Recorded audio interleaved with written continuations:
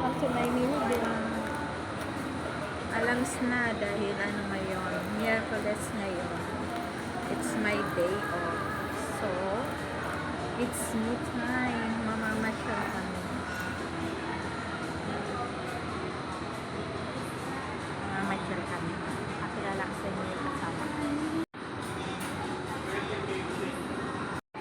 So, first stop, nag-almusal muna kami. Hello! Tara, samahan niyo kami mamasyala hanggang maghapon.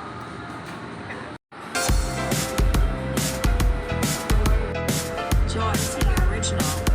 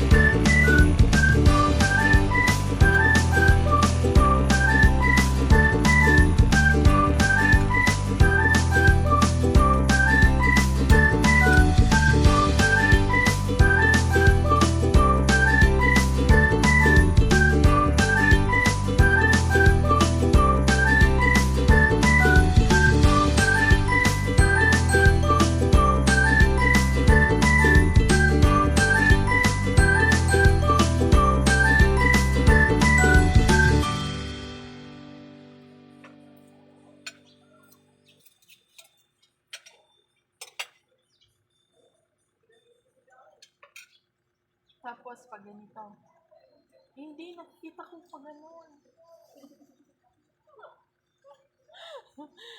Ay, uro arte na tortinidor, kamutonta na lang. Basta mo.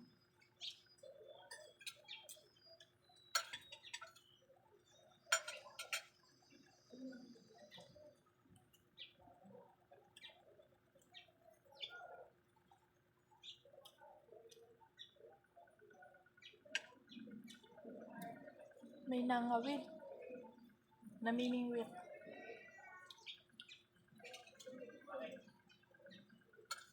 Yung nauso yung ano, yun nga yung pinsan sa amin. Nandito na ako.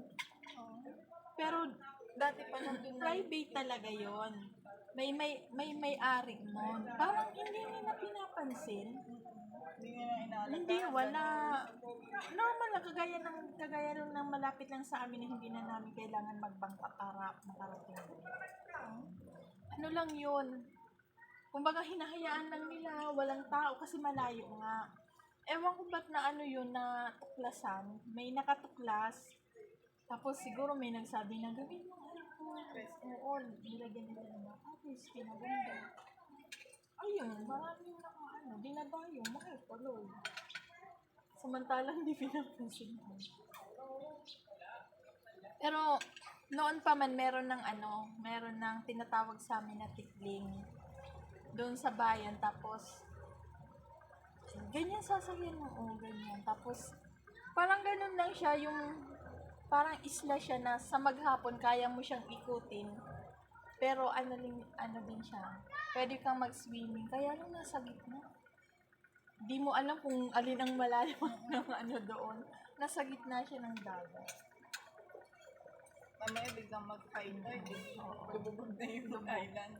Tapos nung high school kami, merong nagsabi ng punta kami doon mag-swimming. Kasi kahit tagaroon ako, hindi talaga ako gala sa mga ganyan-ganyan. Sumama ako, sabi ko first time kong makakasama sa tikling. Sumama ako. Hindi talaga marunong lumangoy. Pagdating sa gitna, nawala ng yung ganyan, yung makina, wala, hindi kami umandar. Lahat ng dalangin, lahat ng dasal, lahat ng pangako ginawa ko. Hindi na ako magsasakay ng ganyan. Kasi hindi talaga marunong lumangoy. Kaya takot na takot ako. Kaya hindi na naulit yung ganyan na. Kasi talaga hindi ako marunong lumangoy. Paano kayo nakaalis dun sa gitna dito? Pag ayun na, May nagsundo sa Imus pa lang. Tagal ang biyahe namin. Papuntang PTEX pa. Nasa Imus pa lang kami. Palobat na Akesh. Magkakaroon ng epekto rin sa mga ibang kababayan natin, lalo-lalo na yung mga gusto mag-private sector testing. So mas magiging mahigpit.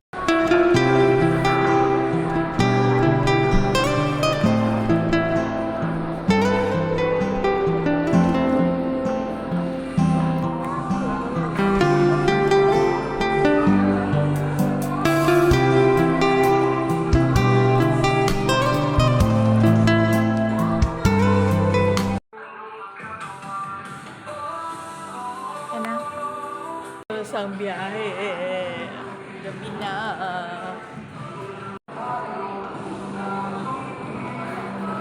Cuts underneath sa likod niya.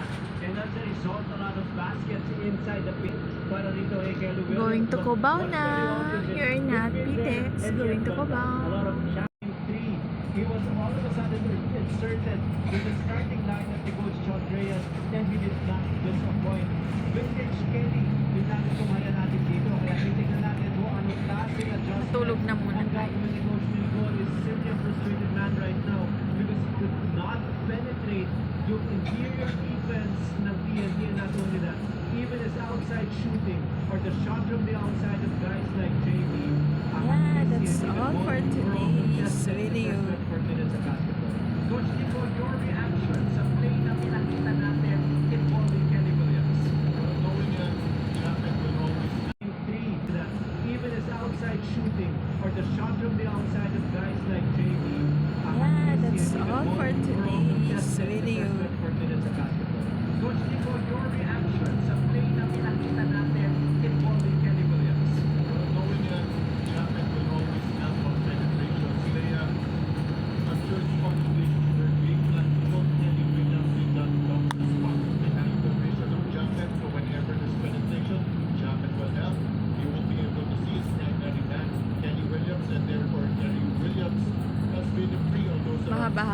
biyahe pa to. And right now, TNT has a 23-point cushion. A huge advantage here as we begin the third quarter of play. Dito sa game number 5 ng PBA Governor's Cup Finals. We'll be back for our post-game usapan.